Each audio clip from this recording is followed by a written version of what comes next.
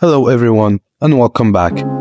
In this video, I am going to show you quickly how to change the email address associated with the Stripe account. 1. Log into your Stripe account.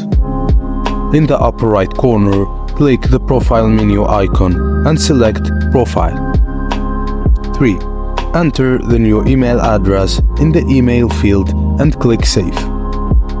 4. Click the Send My Verification link button to verify your current email address.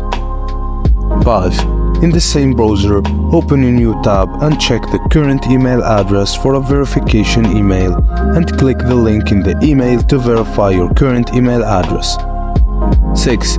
Check the new email address for a confirmation email and click the link in the email to confirm the change to the new email address.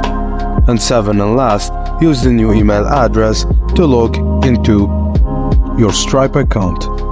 As simple as that, follow these steps to change the email address associated with your Stripe account. Thank you guys for watching. Please don't forget to like and subscribe to our channel for more content like this. See you in the next one. Hey everyone.